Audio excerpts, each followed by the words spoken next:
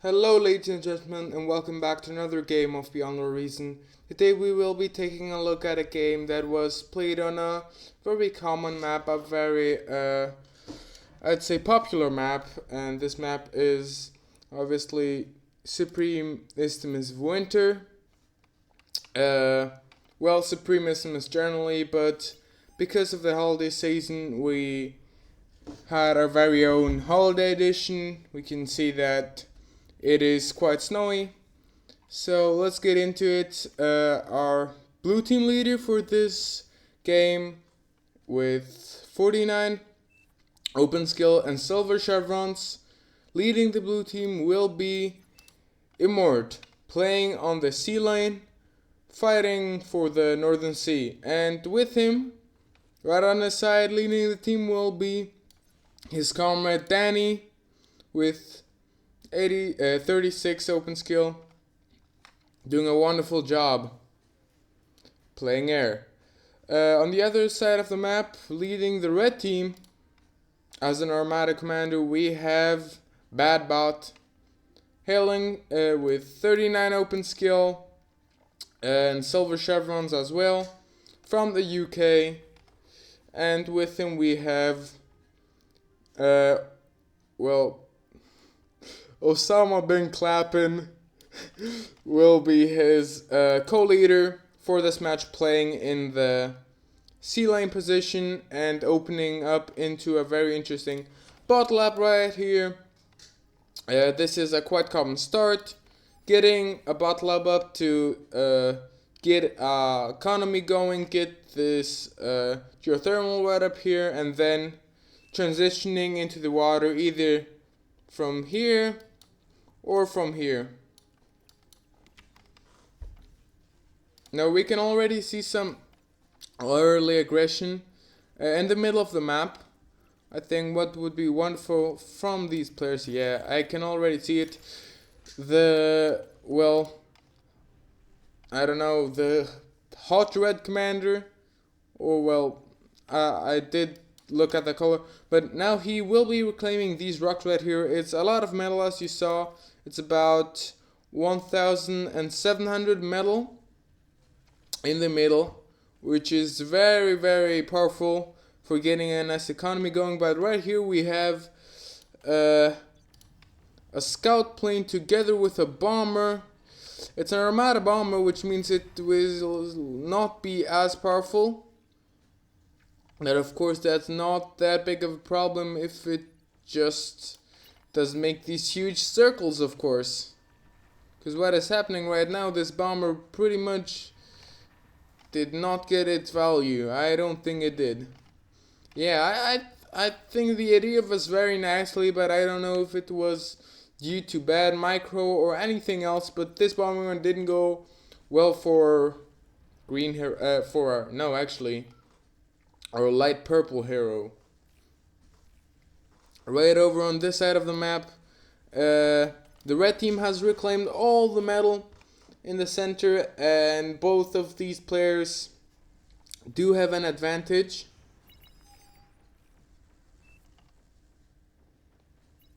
Yeah, it seems like very nice.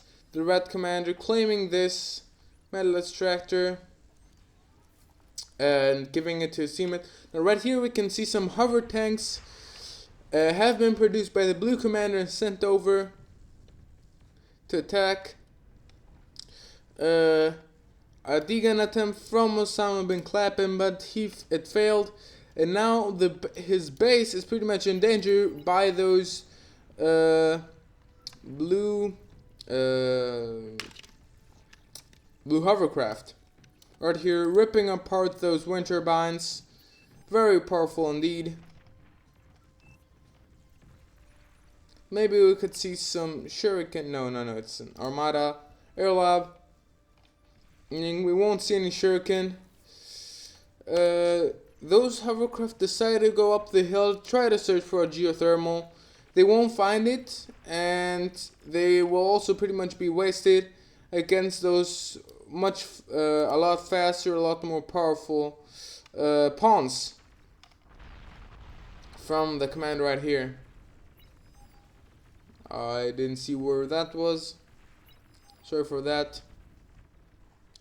Right here on the front we have a twin guard shelling down together with a Wolverine. On the static defense is set up by Leo HVM.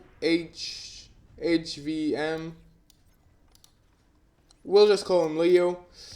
And I think what we need to see is some units, preferably some missile trucks. What I'd really like to see some medium tanks right here, because those Janus are very powerful, but they can't really deal with anything out of their power. Right here, Badbot trying to go in for a D-gun. It doesn't seem to work out, and I think now it's the time to absolutely start trying to get this wreckage right here. Leo doesn't realize this, leaving this whole wreckage for Blackbird, who will gladly eat all this metal up, no problem. Another run by from the Blue Commander, even more hovercraft, trying to raid the bases.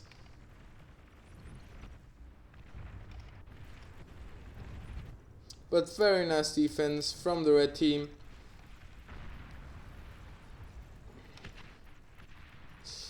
I think at the moment it's pretty obvious that if there was some back and forth between the red team and the blue team, the commander lost right here, the medal reclaimed by the red team, and of course that the blue team also has this on set up right here.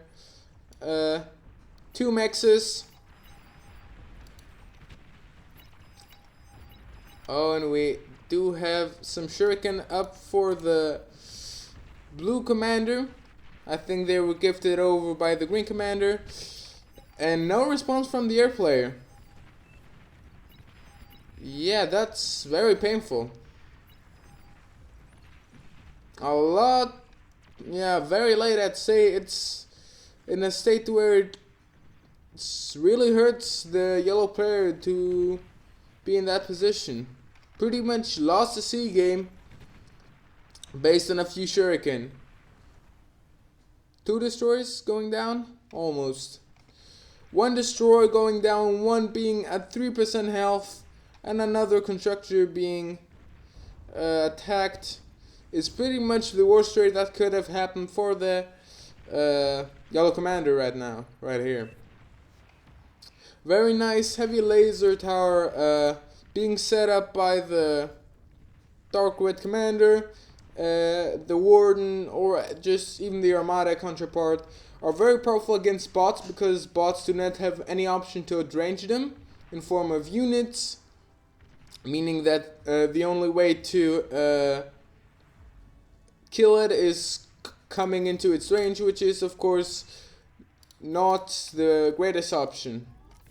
And what I'm seeing here is 2 commanders retreating, which I don't think is the best idea for multiple reasons.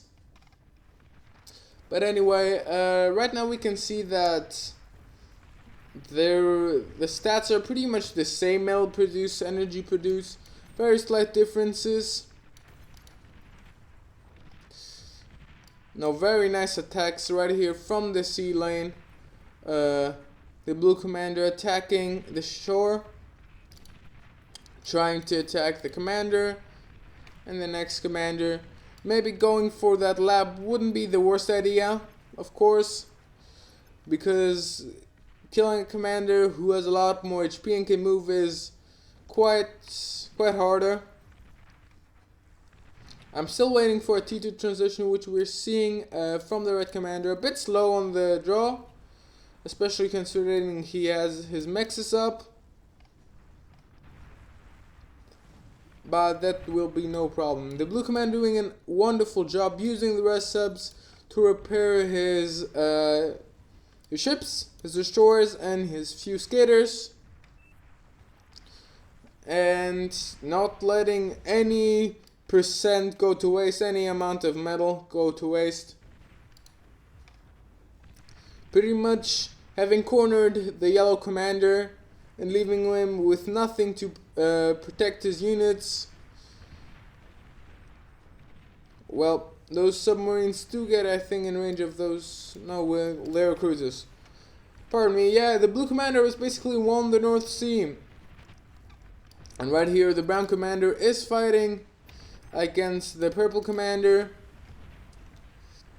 It's kind of a yin-yang situation, but what should happen right here is definitely the purple commander should try to attack in some way. I think this gauntlet has gone its value definitely. Right here, shooting from the trenches, 21 kills on its name, definitely has gotten its value, and an indestructible beast. Now these two gauntlets are fighting it out, shooting at each other, both being repaired by one construction turret and one commander. And I think because this one also has a constructor right here, it will survive. Would have been the best idea is to attack the con turret, remove build power, but of course I don't think we know that. No, we do not, which is very unfortunate, of course. But this turret artillery definitely got its value, and now we can reclaim it. Now another artillery has been set up, a rattlesnake from the powder blue commander, with a blueprint from a constructor he was given, and ensuring that this front will be safe. I'd say it's not the most ideal placement, maybe taking on a more central approach right over here so that it can attack the mechs here would be amazing. But it can definitely kill this heavy laser turret, which is amazing. First T2 is coming out in form of starlights, and they're not really useful against ticks, it seems like, which the light green commander has, and definitely is not afraid to use them to distract those powerful starlights.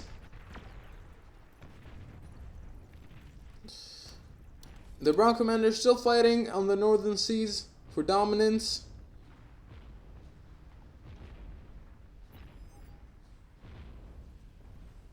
Doing a great job, I'd say. Keeping your distance with those destroyers is amazing, of course, because, yeah, well, you don't want to get surrounded like this. Keeping your distance, using your frigates to protect your destroyers would be amazing, the best case scenario, but I think this is fine as well. As long as you take care and not run your and don't run your destroyers into the enemy. I think we've reached a pretty stalemate, so I'm going to fast forward for a bit, see what is happening.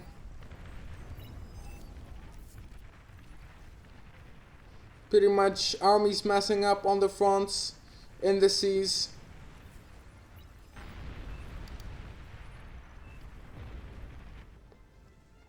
Commander self-destruction for the medal, right here for the air player. It's, well, a good attempt, we don't know. Medium tanks being built up by the red commander, which is quite interesting.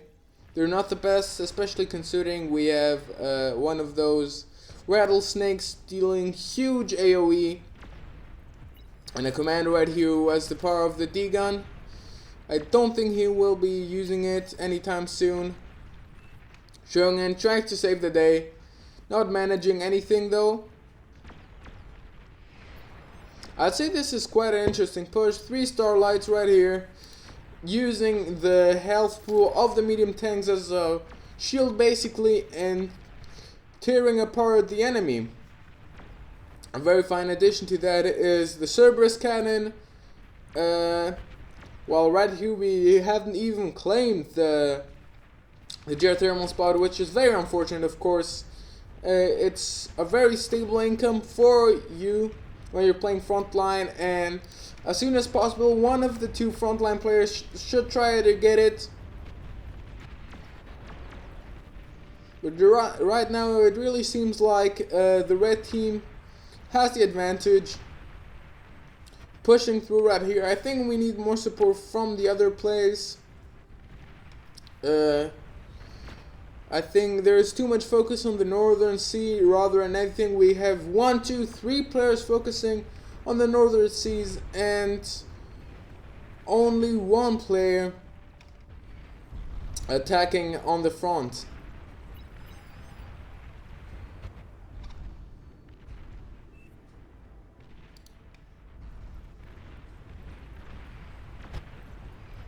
You can see that the red commander isn't really happy with the playstyle of his teammates,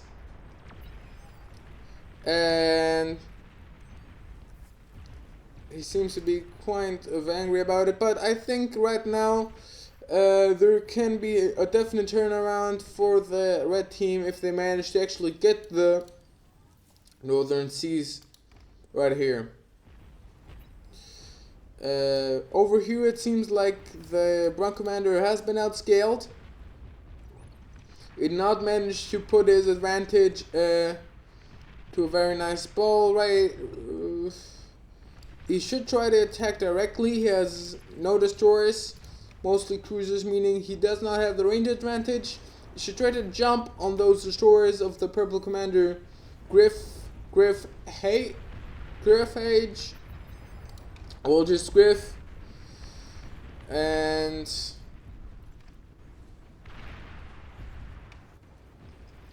try to get the best trade possible. Now right here we have an attack from the Orange Commander building 2 ships. It's, I think, high time to attack the base. Extremely powerful. Spy boat coming through for the blue team, but tracer has been built up, meaning they do know it exists.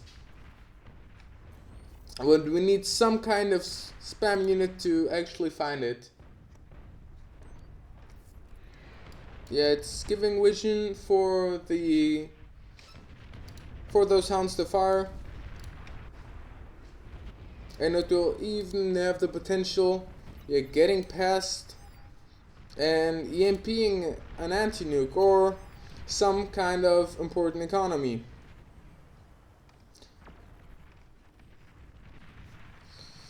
Over on the North Seas, I think we should see some aggression, the aggression a bit more.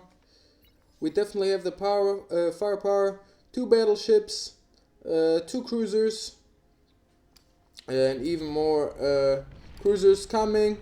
They should definitely have the firepower to pretty much make a very nice round against their enemies. Submarines, reinforcements coming from the Yellow Commander. I think the Blue Commander has pretty much lost this battle due to overwhelming firepower of the red team focusing. But now it seems like it has a huge disadvantage in the southern seas, which it is losing heavily. And an advanced geothermal is not the best place for a losing sea, meaning that this geothermal will probably explode. But the trade-off of winning the North Sea is probably worth it. Destroying the base. Very nice, focusing on those build turrets. No more units for the commander, the blue leading commander. But at what cost, of course? Mass plasma was being produced by the pink commander, trying to hurry up so that he can stop this attack, or at least stall it for as soon as possible. While on the other side of the map, the Sign Commander has gone for a lot of wind eco and is now going into Marauder spam into the seas. We do realize there's a spy bot right here, and we do not know what it wants to do, but definitely giving the blue team very nice vision.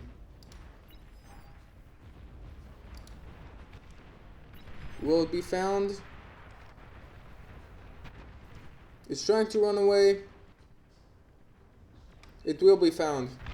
No EMP, but the Marauders have pretty much circled the team, the red team, blown up the advanced geothermal.